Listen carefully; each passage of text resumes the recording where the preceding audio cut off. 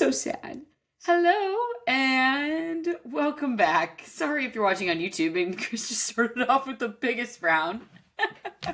Guys, I have just like a little pimple forming, and I'm like, what the heck? I know I'm getting like a little older in a couple, well, I get older every day, but In a couple days. in a few days, but like, why do we gotta break out like In a this? couple days I'll be older.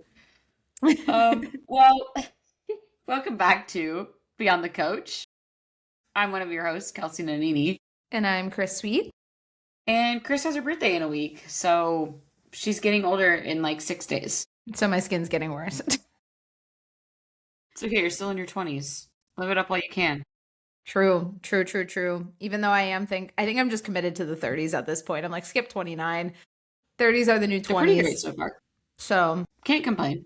I mean, but yeah, I got some things to check off first. But, I think the 30s will be pretty good. don't be in a rush. Don't be in a rush. It's kind of crazy though when you like get out of like an era and then you're like, wow, I never will be 20 again. Yeah. That's kind of depressing. No, it's a really depressing thought. Like I can't go back and be 20 again. Not that I would want to be 20, like specifically. Not 20 again. in particular. Yeah. I think I would go back and I would want to be like 20, like 24-ish age, because it was like right before I got married, and I feel like I was just like in my do whatever I still do whatever I want, let's face it, but it's like kind of a do whatever you want type of era. But it wasn't, I don't know. It's like I finally had some money from like working that I was like, oh, I can actually like pay to go to dinner. That's nice. I feel like 24 to 26, I would like to go back to, but like to redo it because from like 23, well, COVID hit when I was almost 24, and I just feel like, wait, almost 25. COVID was 6 years ago. I turned 25 in 2020. So yeah, 24 to 26. 24. Yep. I'm like, why? I feel like I just kind of wasted, a couple years of my life. So not that I would want to go back to that era, but I'd want to go back to be able to experience what it's like without a global pandemic. Yeah. Or I think I would want to go back, and if a global pandemic is happening, I would do things a little differently. I would move sooner.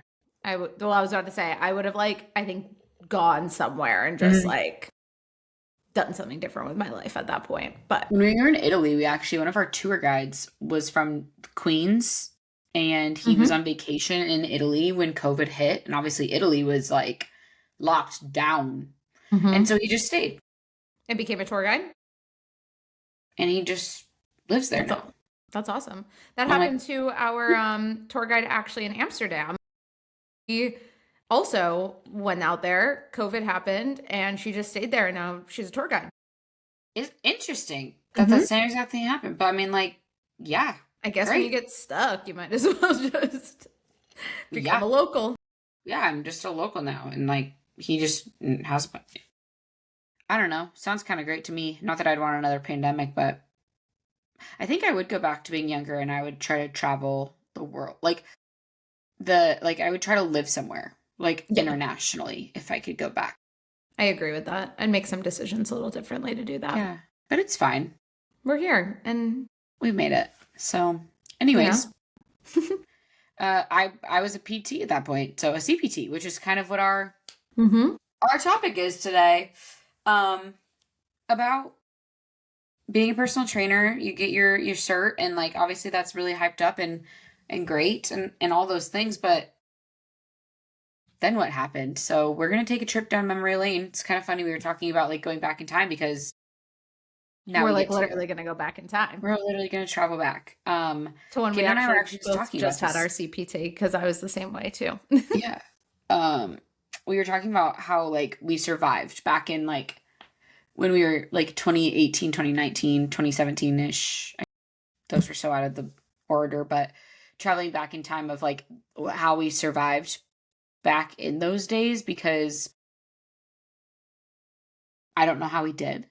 I like how you said back in those days. Back in those. Back in my day. Back in the 50s. Almost a decade ago, I questioned how we actually made it through that time, because what the heck? But do you want to talk about your CPT first, like your journey and like what you would do differently now you know what you know? Yeah, so what's really funny is I started out in a Crunch Fitness. That was like my initial first like training experience, Like I think a lot of trainers just got into the cults that can be Crunch Fitness on the training side. And they had this is where actually I take it back. Before that, I worked in a kickboxing gym. And that was like the catalyst for me wanting to become a personal trainer specifically. And so the kickboxing gym, you get hired and they're like, you don't need any experience, any certifications, but our signature certification, like that gym Right. had their own. This certification for kickboxing was stupid. It was not thorough. And then basically I was just becoming a salesperson and not a trainer is what it felt like. Like that was kind of the whole premise of like training. It was just dumb. And I ended up quitting like pretty quickly after I ended up starting there because I was like, this is just not what I thought it was going to be. I thought I was going to learn a lot more and I didn't. And then I popped over to Crunch and Crunch had the same situation. So it was like, get our certification. You don't need your NASM. You don't need your ACE or ISSA or anything. And I was kind of like, this is a little odd, but okay. Like, I think actually at that time I had already purchased my NASM CPT and I told them that. I was like, well, I'm going to get my NASM because at the time too, it was like, I mean, NASM is like one of the best certifications you can get if you're looking to get credentialed. And at that time, I remember being like, oh, well, I'm going to get my NASM. And the gym didn't care. The gym said, well, we have ours. So, you're welcome to go get your NASM, but like you have to do ours. And it didn't even skim the surface of what I needed. I mean, it taught you obviously like movement evaluations and, building one of their skeleton programs that they basically had created out of a binder and a folder that they handed everyone. But no individuality, no understanding of like how the body works, how the body moves and anatomy or anything like that. And I remember getting that certification because I'd kind of left NASM on the back burner for a second to get that one completed and coming out of it and just being like, literally now what? Like, okay, now what? I'm supposed to go just get on the floor and again, become a salesperson for a gym and not train people the way I want to. So then I dove into my NASM thinking, well, now, if I'm diving into my NASM, I'm bound to know what I'm doing. Like it was like Says big and all be all. end all be all. I was like, okay, well, the kickboxing certification didn't do anything for me. This Crunch certification didn't really do much for me. But NASM, man, let me tell you, I was ready to open up that textbook and like dive on in. And I remember one of the first things I learned, I don't even like remember it fully, but it was like learning about how blood transfers through like your heart valves essentially. And that was a question on my NASM test. And I remember sitting there being like, what the fuck am I learning? Like, I was like, am I back in like full on anatomy class of learning literally the systems internally and how blood flows throughout the heart and pumps and oxygen and all this stuff? I'm like, I want to learn about how to program. I want to learn about what to do for considerations if someone's in pain. I want to learn how to assess form properly. I want to learn like all the little tweaks and things and bits and bobs and whatever. And I remember like half of my NASM test was just like anatomy to that degree to where I'm like, I don't need to know that as a personal trainer. Didn't teach me much about building a program other than their like little triangle hierarchy that they have there. I literally have power, balance, straight. Like I have it in my head of like the literal triangle visual. I have my book. I can open it up actually. I'm like looking at it right now. I know. I actually see it too. It's like staring at me in the eyes. It's like, don't talk shit. It's like OPM model or something. Yes, that's what it was. See? And so I remember being like, okay, whatever, I'll just keep going through it, and I'll go through the lectures that's online. And again, thinking this is going to be it. I'm going to have a breakthrough moment as a trainer. And then I remember going through the modules and then the end of it, I think it's like the end of the book textbook goes over like how to speak to people and kind of a little bit of like sales tips and like how to converse with people and how to get them kind of like bought into your training essentially. But again, from an in-person format, not an online coaching format. And so I remember closing the book and then like taking the test and kind of being like, okay, but now what? Like it was the same conversation of like, but now what? I don't feel like I have a specialty. I don't feel like I have specificity around what I'm supposed to be doing with clients. I don't feel like I know how to explain this to a client because I just learned it in this like big jargon sense. How am I supposed to break it down? And it's so much information that like no one's taking you through it. I mean, you could just read through it and retain nothing and then go become a trainer. So that's kind of how I felt coming out of it. And I felt like I actually had learned more from working with my trainer at the time that I had hired and working with her and seeing how things worked with her specifically. And then honestly, Instagram information, like learning stuff on Instagram, YouTube, podcasts, like that was really giving me more clarity than my NASM certification ever was. So I thought finishing my NASM that I was like, okay, is this the best it gets? Like how kind of coming out of it thinking like, how am I supposed to know how to coach a client from there? So I'll take a pause on my story and you could say how you got inserted into getting your certification, Yep. and go from there. Um, in college, I majored in health and human performance. So for whatever reason, I thought it was a great idea to major in something that you don't need to go to school for. Because why wouldn't I want to pay that like 40 grand a year to do that? And so, but like my junior year, I was like, I don't know if I even want to be a like, I don't know if I want to do this. I had some internships over the summer, and I thought I wanted to do like strength coaching for kids. And so I got into that. I got into a few different, like every, like 2 summers in a row, I went back home and taught, like, did youth strength and conditioning classes. And then I think like my big second semester of my junior year, I was like, I think I want to do like, or no, first semester, whatever it was. I don't know. I was like, I think I want to just be like an admin in a college athletics, whatever. And so I stopped even like caring about personal training or coaching or whatever I wanted to do. And I worked for my college, after I graduated, as like an admin in the athletic department. I was like, I hate sitting at a desk all day, so I don't want to do this anymore. So while I was working there, I would study for my PT exam. And it was pretty, like, honestly, it was just easy because I had just graduated. And so I was like, it was fresh in my mind, all the things I needed to know. The blood parts I remember as well because I had to take that in anatomy. And I was like, why is this important? Like, I don't need to know about all the blood vessels. Like, no, that does not apply to my job.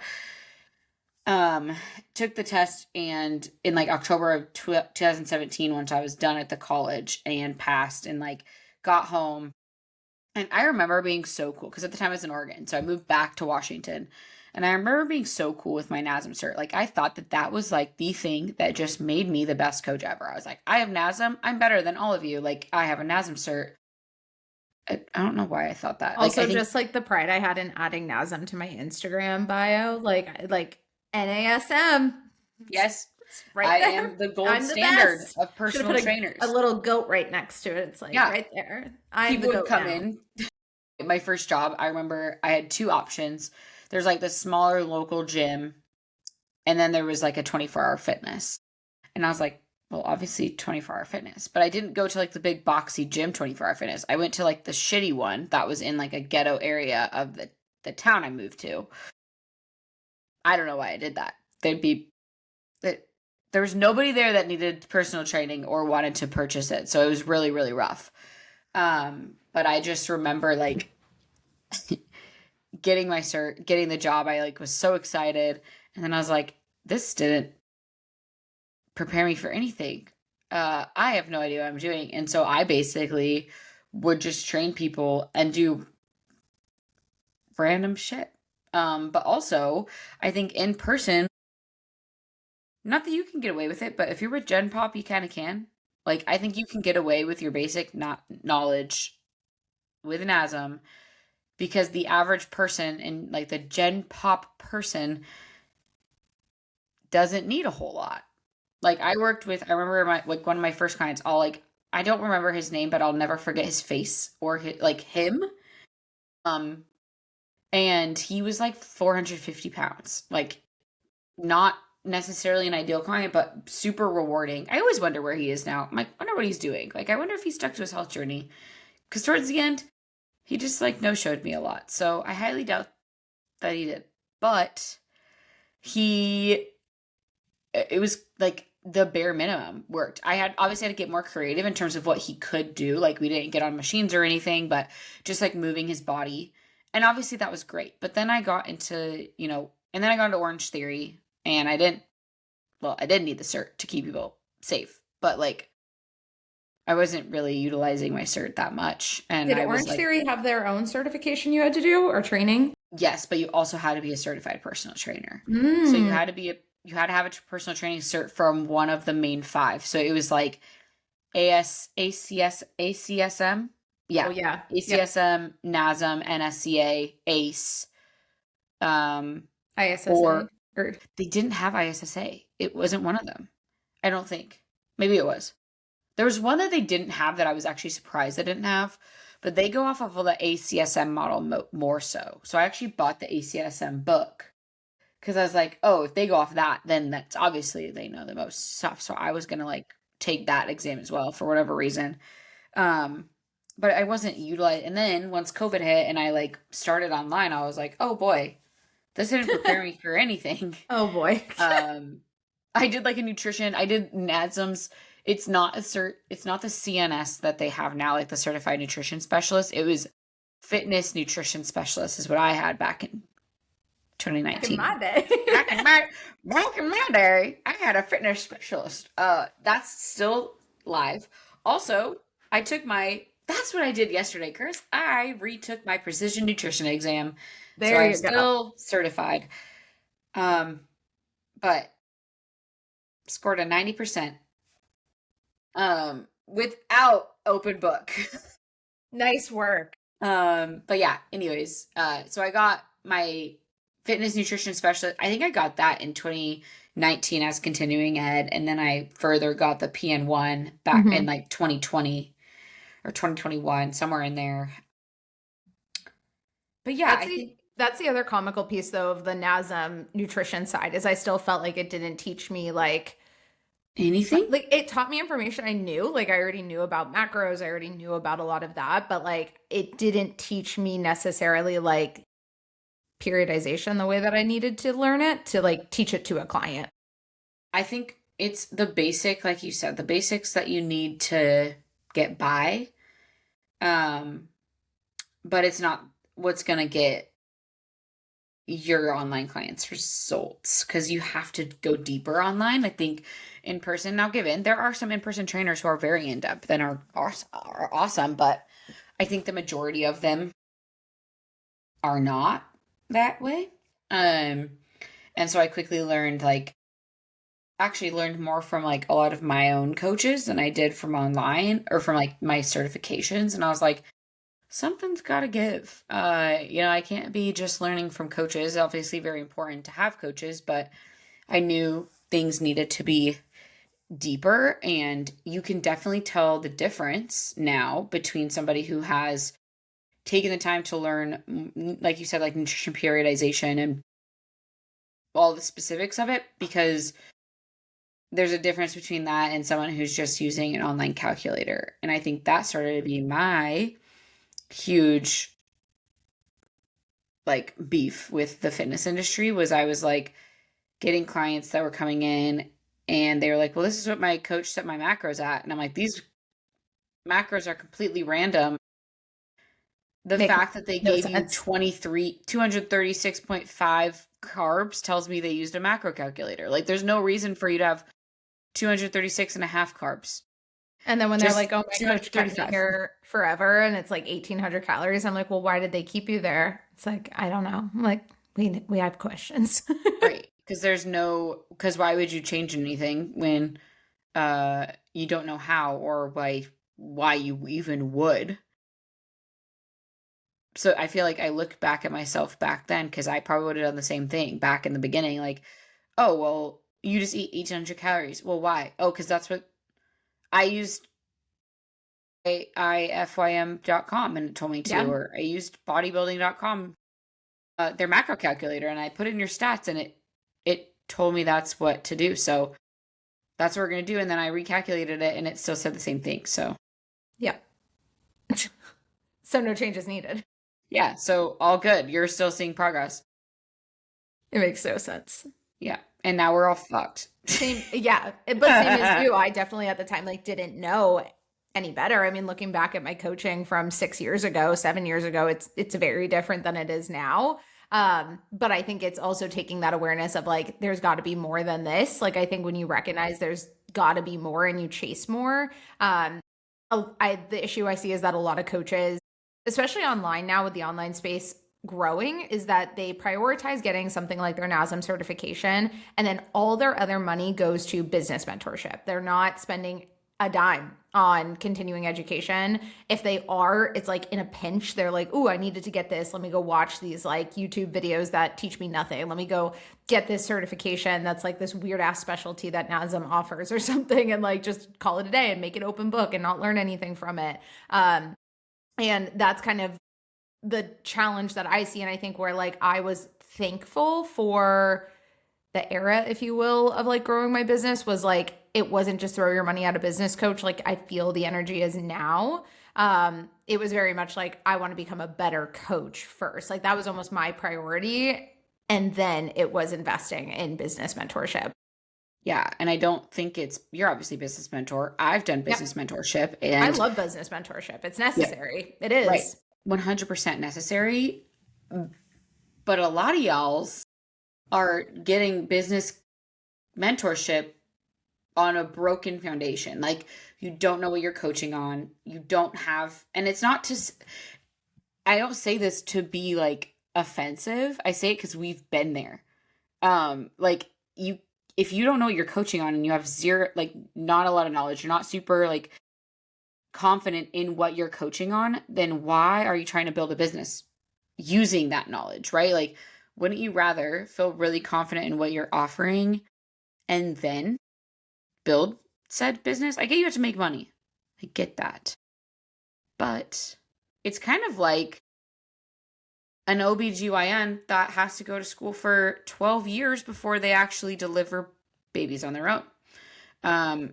Obviously, you don't have to go to school for 12 years to like learn nutrition and fitness, but you had to do the necessary things to become an expert in that field to then promote yourself. And I think that's like a major step that's being missed. And actually, the reason I got into coaching coaches was when I was business coaching. I remember towards the end of before I quit, I got on this call with a student and we were talking through things, and I was like, I think I was asking, oh, well, how do you, because they were like saying they weren't super confident in their coaching. And I was like, well, like, what are you doing? Are you coaching on macros? Are you and they're like, what's that? And I was like I was speechless. I was like, okay, well, I'll see myself out. And I did shortly thereafter because I was really frustrated. I was like, I don't know how this is the like gold standard for coaching is like, okay, now we're just going to pay thousands of dollars for business coaching when we have no idea what things are. And it's not to say that, a lot of, by now I would hope most coaches, and if you're listening to this, you know what macros are most likely, but like that was back in 2022, which I feel like people should have known that as well. But they didn't. It took me a while before I started coaching coaches even after that, but it like kind of occurred to me in like May of 2023 where I was like, oh my gosh, that irritated me so much. Why did I not think of this? Right. And then kind of started doing it more. And then, slowly Beyond the Cert kind of came to fruition, and the rest is history, obviously. But I was so flabbergasted. And especially there are some business mentors that will market like you don't need a single certification. Like that's also the hard part that I would have is seeing certain coaches, certain business mentors, and like it's all marketing, right? Like we're sitting here, we're marketing, they're sitting there, they're marketing. Like I think there is this beautiful duality between business mentorship and, getting your certifications and being coached yourself as a coach. But what kills me is the coaches or business coaches, business mentors that are like, you don't need a certification. You need this first. And I'm like, we can all argue what comes first, the chicken or the egg, Right. all day long. But to your point, it's like, yeah, you need to make money, but are you going to sustain that money if you're signing people and you have no idea how to coach them? You have no idea what you're doing. And that's why obviously we focus so much on educating coaches specifically, that I wish like I had even more of the resources that, I mean, are now available. There's so many resources at your fingertips now with online coaching. But what's funny is that I still look at things like NASM and I'm like, but they're still not teaching the modality of online coaching. You know, it's like a very different, it was one thing to become a coach and like understand the knowledge. And now it feels like another level to understand online coaching and to understand that delivery as well. Yeah. And I think now we're in this era, which actually I should read this of what ChatGPT told me the other day. We're in this era of ChatGPT now. Mm-hmm. And I know a lot of coaches, well, I don't know any personally, but I do know it's happening, that coaches are just using ChatGPT to coach. Well, I think we're already, like ChatGPT, I've only been using it for like a year and a half, Yeah. maybe You and two I years. started using it at like the same time. I feel Yeah. like And it, well, it was like a year ago because we used it for it to was, help us with all of our like come up with names and yeah, logos and it was slogans. only like, I want to say October, November of 24. Like it hasn't been a long time. I was scared to use it. I think that I started using it more right before we merged because Kendall was pushing me to do it, and I was like, I hate this. And she's like, but it's gonna allow for more creativity because it's more solving like just the general idea, and then it kind of bursts from there. And anyways, so I was asking ChatGPT something, and well, I've been asking ChatGPT a lot in parenthood because I they just hand you this thing at the hospital and then you don't know what to do with it. But nonetheless, I asked it something and I jokingly was like, "You're going to take my job one day, chat." And it said the best thing ever. It put a laughing face and it goes, "Absolutely not. You have lived experience, nuance, emotional intelligence, context from actually being in the trenches as a mom, the ability to read a client's body language and hesitation, real time accountability, and leadership. I have math and pattern recognition, very different things. Also, your edge isn't calorie math, it's borrowed belief, standard setting, identity work. I've done this postpartum while breastfeeding and running and lifting credibility, and then understanding the mental load of 3 kids and still showing it. I don't know what the 3 kids part is. I have one, but it said that. So, and it was like no spreadsheet replaces that. So, if anything, tools like me free you up to think bigger, lead better, create faster, and serve deeper. You're not competing with AI, you're leveraging it, which I really liked because like there is times where I don't ever use ChatGPT for coaching. I use it more for like marketing ideas, content ideas. Like I've never actually asked about it for a client. Um, but I it was asking it something as it pertained to like me breastfeeding or something. I can't remember the context of it, but um it just goes to say that like we are going to see a pendulum swing very hard soon. I have a feeling, if not already, where people are going to know that you're coaching on ChatGPT. At least more of the educated people, but like it's very obvious and clear. You can obviously train your ChatGPT to, I'm sure, do work, and I know there's a lot of business coaches who will encourage that. But one thing I've always loved about Kendall and WWA is they encourage their coaches that are in their business mentorship to actually learn what they're doing first, not through ChatGPT. And I don't know that other programs are doing that. And that is the really scary part. But also the really cool part because there are ways for you to set yourself apart so that you aren't just a coach ChatGPT. ChatGPT is a scary place some days. It's a really scary place some days. Some days I really love her, and some days I'm like, I'm It's just scared. scary, like the information for sure. And I think you can like literally, I mean, fake it till you make it type of situation. But I think at some point you do reach a level in your career where you have to know the information. Like you just do. You know, in 10 years, the coaches that are staying around aren't the coaches who are using ChatGPT to like get them by. They're the people who are like understanding application and execution and really committing themselves to like understanding it in a grander sense than what they are. So there's nothing wrong, like to just bring it back to like NASM, there's nothing wrong with getting your NASM. Like you should get a credentialed certification, but it doesn't end there. Like I want it to almost be like okay, same with the now what conversation. It's like I want every coach to say, okay, now what? Like what do I want to learn? The hope is that even as you go through something like NASM, you start to understand like who you want to serve, what you want to do. Do you want to do online coaching? Do you want to do in person? Do you want to be a group trainer? You know, there's so many. I love the fitness industry in a sense of it's gotten so big that there's so many ways you can work in it depending on what your interests are. You don't have to be one thing, but like that thing you want to become is going to require more than the bare minimum. It's like a friendship. It's like you need more than the bare minimum in a friendship a lot of the times. Like you expect something more from them, and you have to focus on that. And that's obviously why like you and I merged in the first place, was because we both had very similar visions. And similar to you as a business mentor and still an active business mentor, it's like I see it every day. I see it in my Slack conversations with people where it's a huge, huge, huge gap. And it's funny because in the beginning, sometimes people are a little resistant to identifying that gap. Like I try to bring awareness to it and awareness to like understanding education and knowledge. Like a lot of people think, oh, well, I need the clients first. And I'm like, I get it. I get why you think you need the clients first, but also like you're going to get a client and then you're going to be blowing me up in Slack because you don't know what the hell you're doing. So it's like, do you really need the client first? Or is there a way for us to maybe do both at once? Is there a way to do it a little bit backwards than what you're thinking?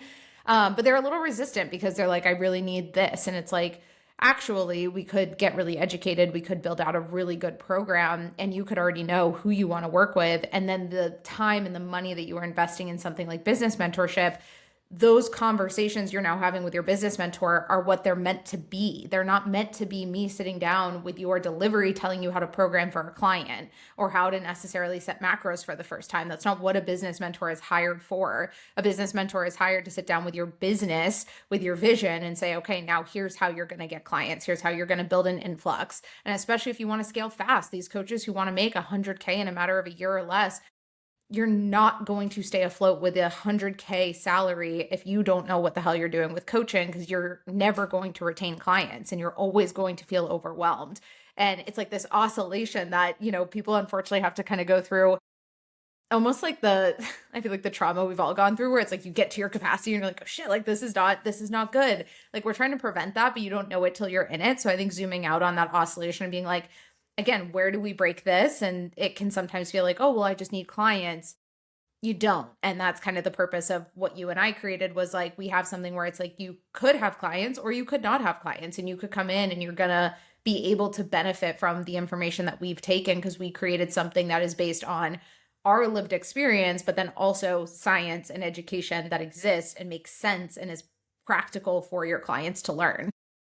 Yeah. And like to your point of having clients, I just need clients, I just need to be making money. It's like, well, sure, I see that point. But also it's like, okay, so you have the client. What if you completely like, this is obviously a very aggressive way to look at it, but like you completely just mess everything up with them and you do the completely wrong thing of what they need. Well, now you've just dug a bigger hole than if you just would have gotten educated in the first place and been able to kind of put them into the proper spot, right? And so that's where we created Beyond the Cert, and we created the Beyond the Cert cohort. And Beyond the Cert is, to your point, it is a blend of the science and the the research and all the stuff that goes into a lot of your personal training textbooks. A lot of that is translated into Beyond the Cert, our course, because we go through programming and periodization within like the fitness aspect. We go through like regressions and progressions, and then in the nutrition aspect, we go through all the different phases of nutrition and the basic like background science knowledge from our registered dietitian on staff and a lot of those things, and then more of your complex cases. So we have that aspect of it, but then we also have, how do you even apply that? And it is more of the anecdotal stuff that we have learned through coaching thousands of clients between the two of us and our companies, going through all of that and seeing how the client actually responds. Because yes, there is the stuff that you learn in your personal training textbooks and your nutrition certs and all those things that obviously are so important to understand and know. But when you get so tied to a number, a BMR number, a TDEE number, what you're like, Y'all, BMI, the NASM emphasizing the BMI. I'm like, I can't.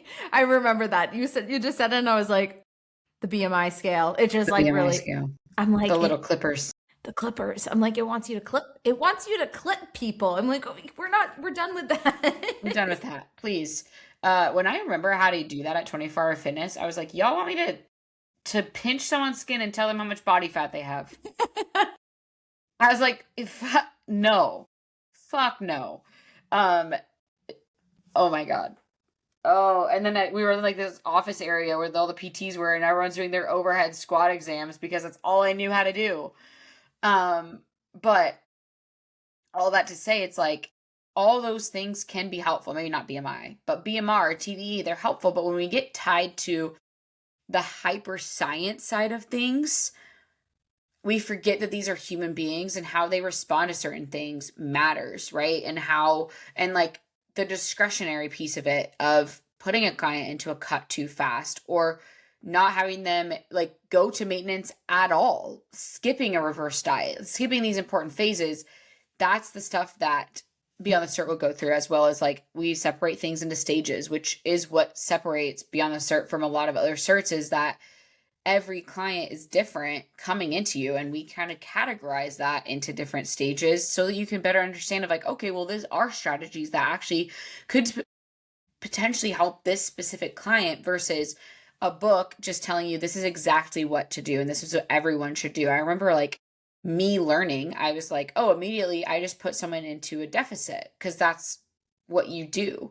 Not every client that comes into you, one, needs a deficit, or two, wants a deficit. Like that's not always the goal. And like, so we are teaching a lot of more of the anecdotal stuff that is necessary. And when you go one way or the other, you go hyper anecdotal of like, well, this is what worked for me. This is what's worked for all my other clients. Or the other side of it is this is what the science says. That isn't coaching. Coaching is a really good blend of science and anecdotes, because that is ultimately every single person is different. And so that is what's going to work for each individual person, is actually teaching them from learned experience, from science, and understanding each person individually. And that's why I think you need both. I think you need the experience of working with a coach yourself, having your own transformation yourself. Like, I think you need that lived experience of like your own journey, paired with also the science behind it and the understanding of different systems and modalities that exist. Something I was going to say actually as well was when you were talking about like, you know, you don't want to fuck someone up so hard that like now you've digged a deeper hole for them. I always like to tell my coaches, I'm like, working with someone's health is actually the biggest compliment that I could ever have, because I am working with the one thing that they will have for the rest of their lives. Like they are guaranteed this one body, this one internal health system from now till the day that we no longer are here on this earth. And so that I don't think is taken serious enough to look at it that way and to see like, this is the body that your clients are playing with their kids with, or, you know, getting back to intramural sports with, or wanting to travel with their partner, or wanting to like be able to visit their family. Maybe they live a long distance and like their body is the access point for them to be able to travel and to go do that.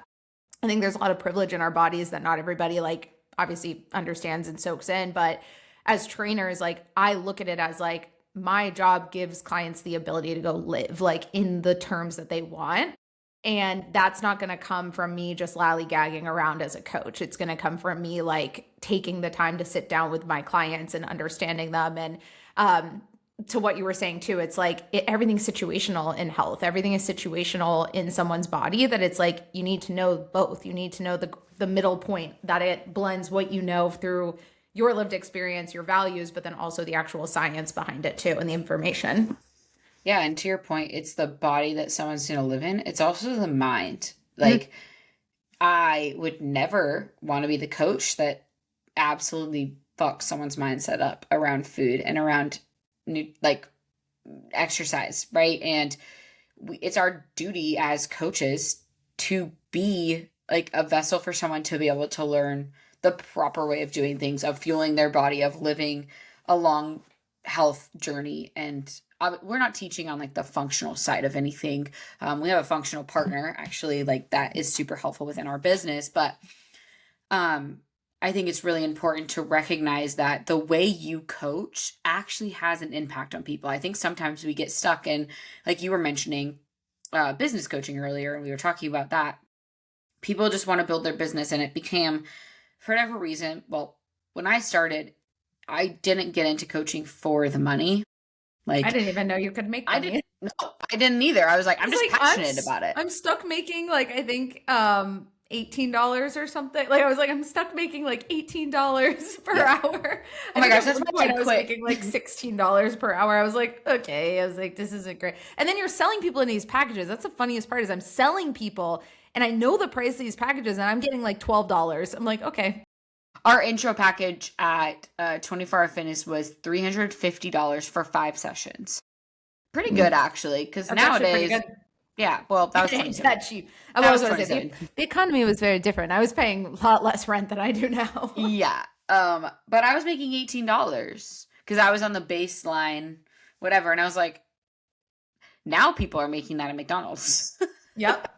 Oh no. Yep. But it's true. Like, I didn't get into it for, like, I was fully, like, convinced that I was going to live my life being a personal trainer and a volleyball coach forever and just, like, live paycheck to paycheck I was ultimately. going to say the like, bare minimum. just do the thing. Yeah. And, hope that, like, Kaden did something cooler than me. Or maybe that just made more money than me.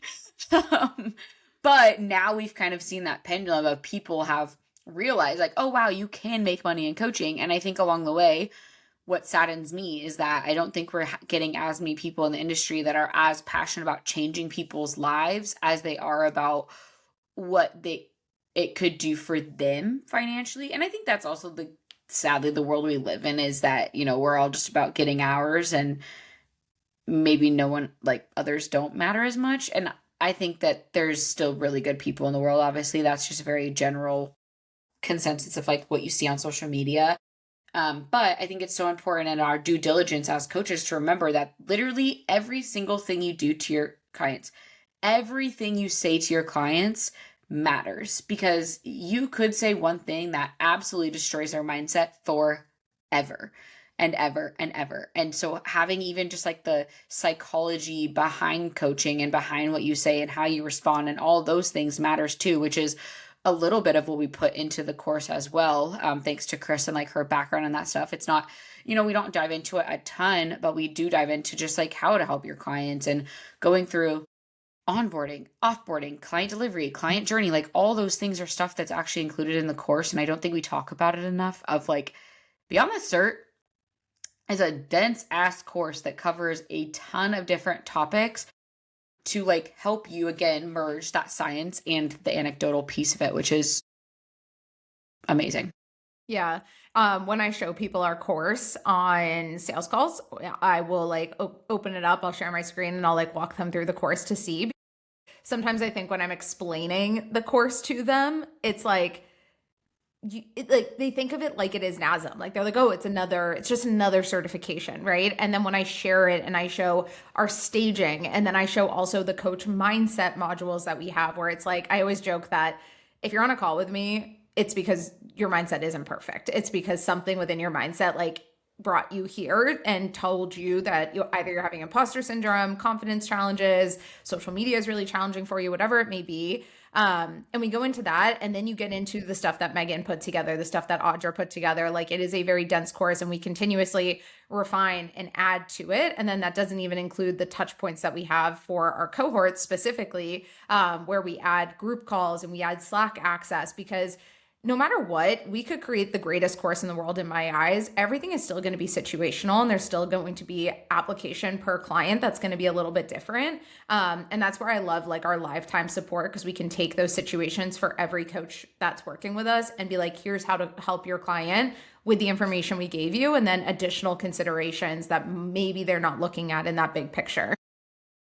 And it is like with the Slack access, it's where you can ask questions about specific client cases, and just about like, connecting even with other coaches. Like it's actually really cool to see the coaches that have done cohorts, coaches in ACA that are just like connecting with each other and building stuff that's really cool, getting opinions from other coaches so that like, you're doing the quote unquote right things within your business and the things that feel good for you. And I think too, it's like oftentimes people just correlate like, oh, the way I'm going to make more money. And again, I'm going back to the money aspect, because I think at this day and age, life is expensive. And I know within your business, you obviously hopefully started it to help people, but you also started it to have some financial freedom and to be able to have the freedom to own your own business, but also to make money doing it. And I think that part of the cohort is really cool too. I think a lot of people just tie like, oh, the way I'll make more money is just like business coaching and getting guidance there, when in reality, like our first cohort, so about a year ago it started,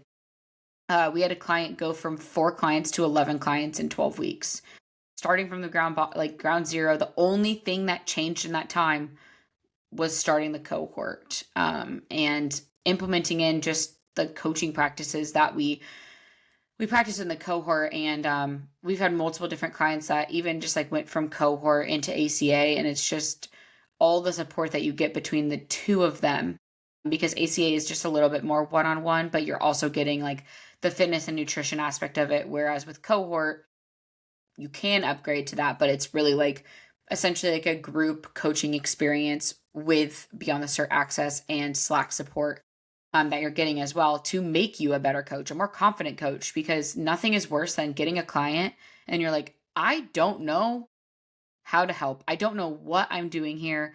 And feeling lost. Like, I think feeling lost as a coach is demoralizing, first off, because you're like, this is my job. But it's also like, then you get that feeling of, I can't tell you how many people I've gone into cohorts and gone into ACA and been like, I don't think coaching is right for me. I, for the longest time, didn't feel like coaching is right for me. And I was like, well, you just weren't doing it the right way. You weren't doing it in the way that feels good for you. And things just changed so much for them at the start of the cohort. And I think that's one of the coolest pieces of it. Yeah, 100%. I was going to also use another one of our clients as an example as well. She was is one of my business mentor clients. And then when our last cohort happened, she actually took a pause from business mentorship because her business mentorship really valued like her working on herself as a coach, especially if that was the bottleneck of her like scaling her business. She had done mentorship for probably about like 9 to 12 months at this point when she took the pause. She did our 16-week cohort, came back, and now she's at a max roster. And, you know, when I ask her kind of like what, and her confidence is like night and day difference between before she started the cohort to after. And, you know, she was doing the thing, she was doing the DM, she was doing the sales calls, but she was burnt out doing that stuff consistently because she wasn't working on any other skill set. She wasn't perfecting another skill as a client, as a coach. And then she, you know, got back into it basically after, and she took those 16 weeks to kind of like not intentionally sign clients. Like, she very much was like, I just want to learn. I want to take a second. I want to reset.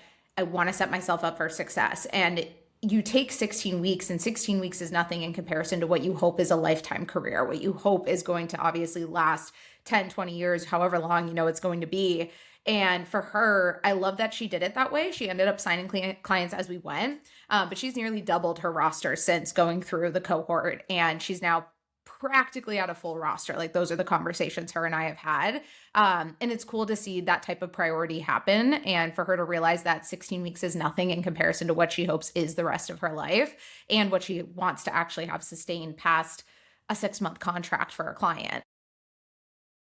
Yeah, it's so cool. I think it's just like awesome to see those things, because I think we just often correlate. It's like, okay, well, you just need to like learn how to sell and learn how to market. And like, yes, those things are so important. And I think business coaching has its time and place. But if you're selling and marketing something that's built on broken foundation and something you're not confident in, it's going to be really hard to sell and market that piece. So, all that to say, we have our cohort starting up again. This is our third one. She's back. She's back. And I just excited. This will be the second one we're doing as 16 weeks. The first one was 12 weeks, and we realized it just felt really compressed, really like quick and kind of rushed. And so the second time around, we did 16 weeks.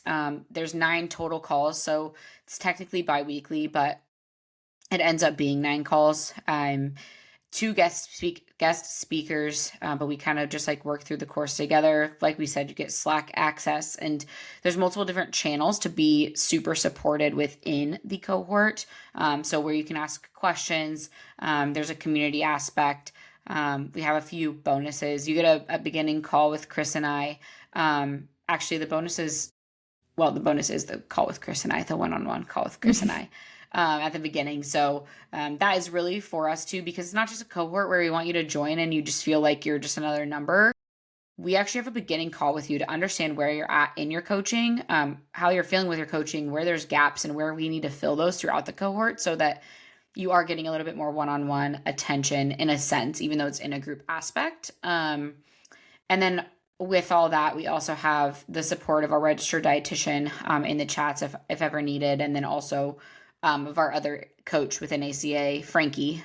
So she'll be in there. A few like our other coach, Devin, will probably pop into the chats as well a little bit as we're getting her ramped up for coaching ACA as well. So you have the support of like a ton of coaches within Slack to be able to feel just like really secure in what you're learning throughout the cohort and to really just pop off your coaching.